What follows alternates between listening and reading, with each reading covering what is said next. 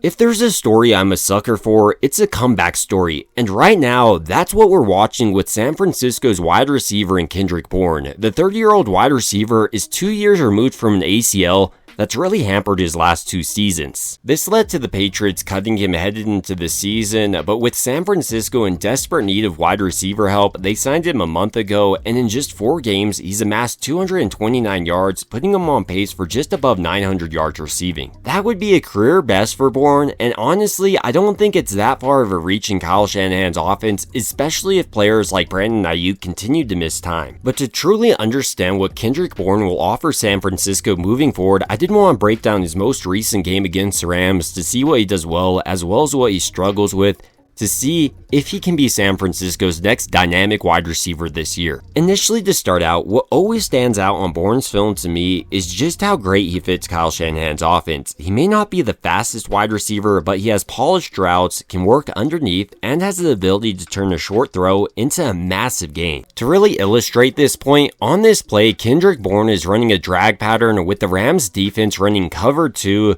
meaning he needs to be pretty aggressive in the way he runs this so he is able to catch underneath on these defenders lurking in zone coverage. To really illustrate this point, here with Kendrick Bourne coming out of his break, you can see how he's not trying to fool this defensive back since he's able to read that zone coverage and is coming fast across his line to create separation for Mac Jones to work with. Then with Jones targeting him, he's able to use his soft hands to bring this in, and I love his yak ability. He was the Debo before Debo for this team, and here you get to see even though he's not the fastest, he breaks this tackle and then outruns all of these Rams defenders. And I've heard the argument that he's just going to fall off a cliff when players like George Kittle return, but I don't really see that, as he's going to have less pressure put on him and more open hopefully in San Francisco's offense at that point. When you think about, for example, the other team won't be putting their best cornerback on Bourne because they're worried about other players like Ricky Pearsall, meaning he's going to be lined up against a subpar cornerback,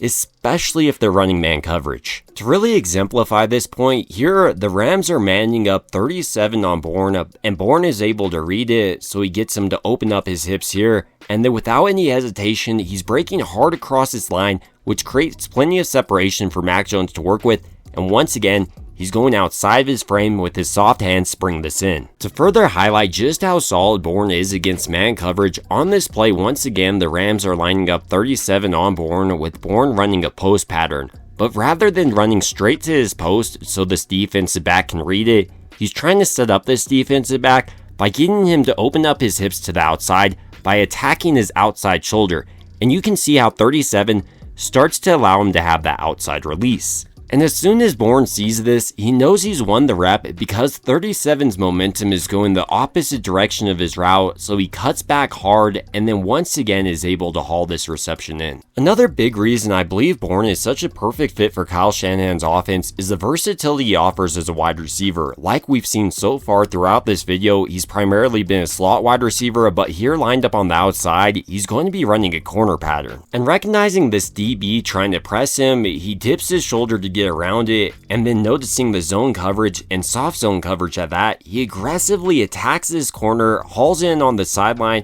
and picks up a massive gain for San Francisco's offense. In a similar way on this play, Bourne once again is showcasing his versatility as a wide receiver, lining up on the outside with the cornerback on this play, pressing him this entire time. Meanwhile, Bourne on this play will be running a curl route, and like last play, I want to focus how he alters his route based on this defensive back's coverage. Because he is running aggressive press in zone coverage, Bourne, throughout this rep, does an excellent job of fighting off this defensive back's hands. And then because this defensive back stays glued to Bourne well past the legal contact area, Bourne uses his body to create separation, come back and settle down in the soft spot of the zone, then elevates, turns up the field, and picks up the first down on second. Outside of Bourne's ability to alter his routes based on what the defense is trying to do to stop him, I also think he did a phenomenal job of rising to the occasion routinely in this Rams game. Not only did he put up 142 yards, but in big time moments like here on third down,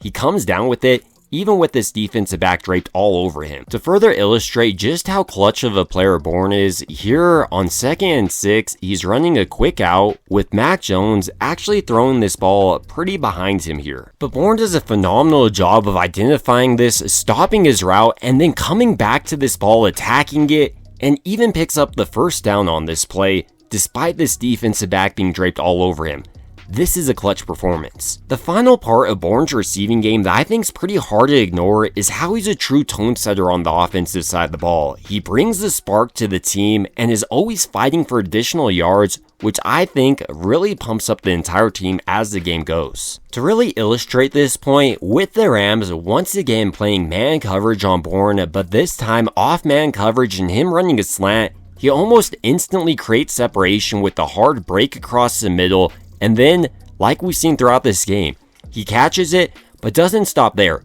Breaking two's tackle, seeing the first down though, he attacks this defensive back, starts driving up the field, and really is doing everything in his entire power to pick up the first down. I can't tell you how demoralizing this is for a defense and how uplifting it is for the offense. It seems like if you get Bourne the ball, he's going to be getting that first down in a similar way Jennings does. As great as Bourne's receiving ability has been for San Francisco's offense, to stay on the field long term this year, he needs to show the ability to block, and because he was drafted by San Francisco, he is a willing blocker, so that is a benefit to him headed forward. To really illustrate just how willing he is, here on this play, he's responsible for blocking the safety, so without any hesitation, he's making his way up to the second level, attacking it like he would a route, and then cuts off the safety using a hook block. As great as Bourne looks this year though for San Francisco, there are some areas of concern that will hamper him headed forward in this offense, especially if other players return like Ricky Pearsall and Brandon Ayuk,